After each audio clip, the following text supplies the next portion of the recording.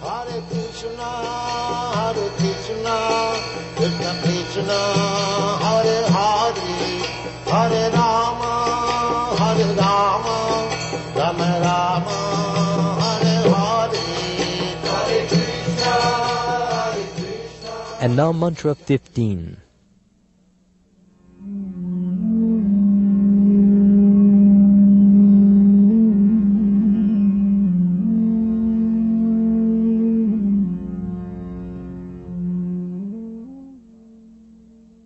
Hiranmayena patrena satyasyapi hitam mukham tattvam pushan aparinu satya dharmaya drishtaye.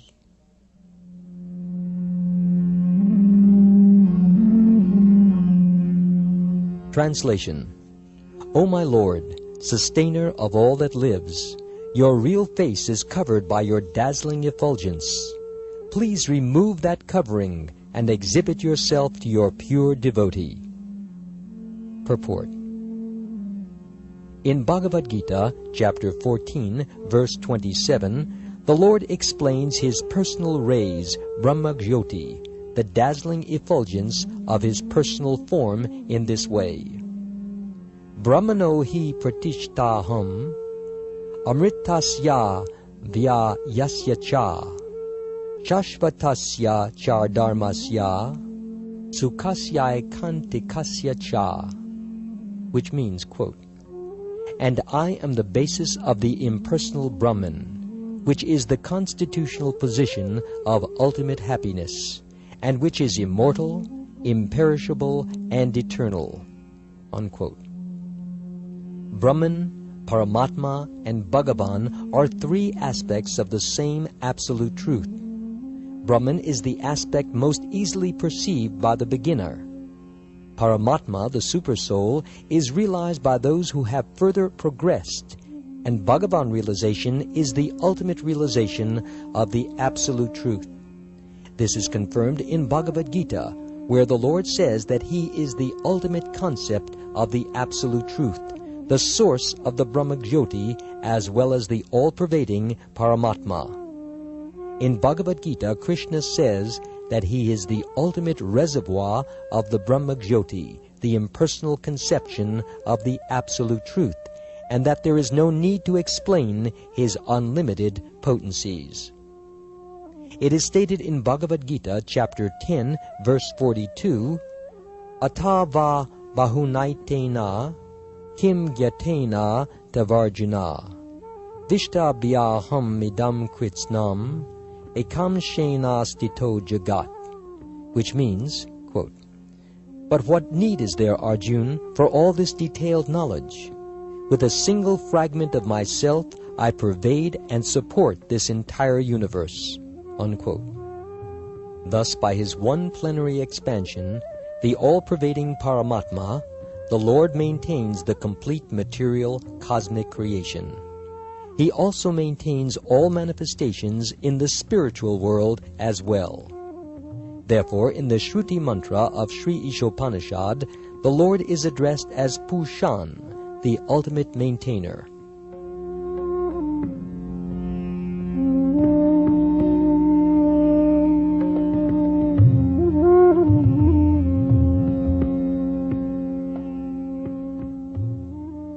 The personality of Godhead, Sri Krishna, is always in transcendental bliss. Anandamayo Vyasat. When He was present at Vrindavan in India 5,000 years ago, He always remained in transcendental bliss, even from the beginning of His childhood pastimes. The killings of varieties of demons, such as Aga, Baka, Putana, and Pralamba, were but pleasure excursions for Him. In the village of Vrindavan, He enjoyed Himself with His mother, brother, and friends. And when He played the role of a naughty butter thief, all His associates enjoyed celestial bliss by His stealing. The Lord's fame as a butter thief is not reproachable, for by stealing butter, the Lord gave pleasure to His pure devotees. Everything that was performed by the Lord at Vrindavan was performed for the pleasure of His associates there. The Lord created these pastimes to attract the dry speculators and the acrobats of the so-called Hatha Yoga system who had come to find the absolute truth.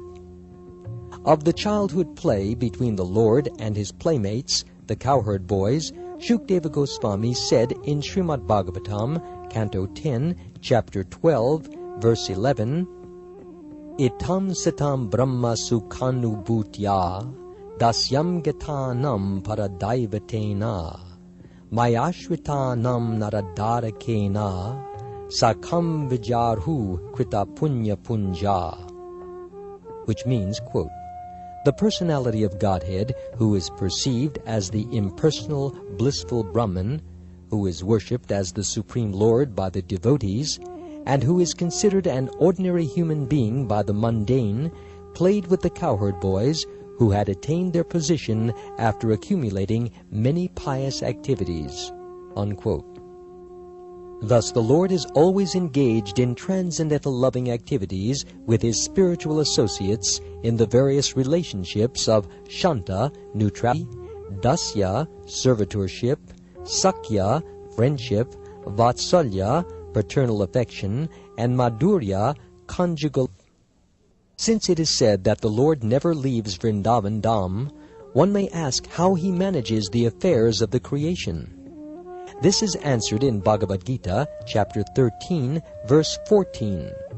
The Lord pervades the entire material creation by his plenary part known as the Purusha incarnation. Although the Lord personally has nothing to do with material creation, maintenance, and destruction, he causes all these things to be done by his plenary expansion, the Paramatma or Supersoul. Every living entity is known as Atma, soul, and the principal Atma who controls them all is Paramatma, the Supersoul.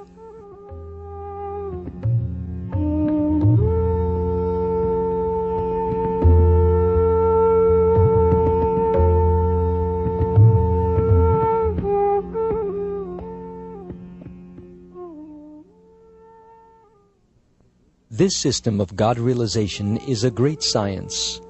The materialists can only analyze and meditate on the 24 factors of the material creation, for they have very little information of the Purusha, the Lord. The impersonal transcendentalists are simply bewildered by the glaring effulgence of the Brahma-jyoti. If one wants to see the absolute truth in full, he has to penetrate beyond the 24 material elements and the glaring effulgence as well. Sri Isopanisad points toward this direction, praying for the removal of the Hiranmaya Patra, the dazzling covering. Unless this covering is removed, so one can perceive the personality of Godhead as he is, factual realization of the absolute truth can never be attained.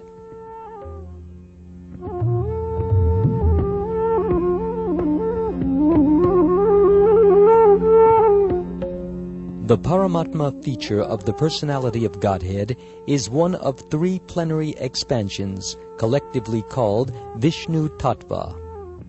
The Vishnu Tattva within the universe, one of the 3 principal deities, Brahma, Vishnu, and Shiva, is known as Kshirodakashayi Vishnu. He is the all-pervading Paramatma in each and every individual living entity. The Garbhodakashayi Vishnu is the collective supersoul within all living entities. Beyond these 2 is the Karanodakashayi Vishnu lying in the causal ocean. He is the creator of all universes. The yoga system teaches the serious student to meet the Vishnu Tattvas after overcoming the 24 material elements of the cosmic creation. The culture of empiric philosophy helps one to realize the impersonal Brahma-jyoti, which is the glaring effulgence of the transcendental body of Lord Sri Krishna. This is confirmed in Bhagavad-gita, chapter 14, verse 27, as well as Brahma Samhita, chapter 5, verse 40. Yasya prabha prabhavato jagaranda koti Kotishvashesha vasudadi vibhuti binam tad brahma nishkalamanantam ashesha bhutam govindamari purusham tam aham bhajami. Which means, quote, in the millions and millions of universes there are innumerable planets, and each and every one of them is different from the others by its cosmic constitution. All of these planets are situated in a corner of the Brahma-Jyoti. This Brahma-Jyoti is but the personal rays of the Supreme Personality of Godhead whom I worship. Unquote. This mantra from Brahma Samhita is spoken from the platform of factual realization of the Absolute Truth, and the Shruti mantra of Sri Isopanisad confirms this mantra as a process of realization. It is a simple prayer to the Lord to remove the Brahma-Jyoti so that one can see His real face. Perfect knowledge means knowing Krishna as the root of Brahman.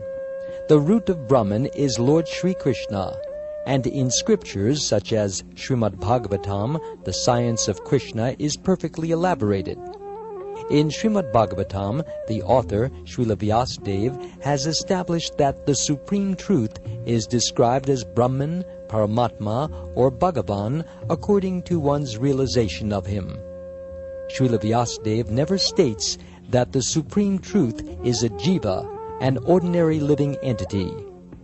The living entity should never be considered the all-powerful Supreme Truth.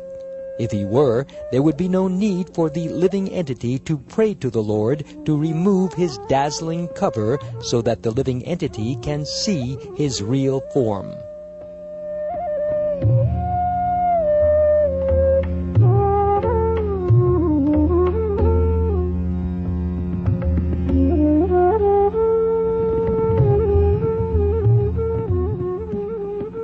The conclusion is that in the absence of spiritually potent manifestations of the Supreme Truth, the impersonal Brahman is realized. Similarly, when one realizes the material potencies of the Lord, having little or no information of the spiritual potency, he attains Paramatma realization. Thus both Brahman and Paramatma realization of the Absolute Truth are partial realizations. However, when one realizes the Supreme Personality of Godhead, Sri Krishna, in full potency after the removal of the Hiranmaya Patra, he realizes Vasudeva Sarvam Iti, which means Lord Sri Krishna, known as Vasudeva, is everything, Brahman, Paramatma, and Bhagavan. He is Bhagavan the root, and Brahman and Paramatma are his branches. In Bhagavad-gita, there is a comparative analysis of the three types of transcendentalists: the worshippers of the impersonal Brahman, or Jnanis, the worshippers of the Paramatma feature, Yogis, and the devotees of Lord Sri Krishna, Bhaktas. It is stated in Bhagavad-gita, chapter 6, verses 46 through 47, that among all types of transcendentalists, he who is a Jnani, who has cultivated Vedic knowledge, is supreme, yet the yogis are still greater than the Jnanis, and far superior to fruitive workers as well. And among all yogis, he who constantly serves the Lord with all his energies is the topmost. In summary, a philosopher is better than a laboring man, and a mystic is superior to a philosopher. And of all the mystic yogis, he who follows bhakti yoga, constantly engaged in the service of the Lord, is the highest. Sri Isopanisad directs us toward this perfection.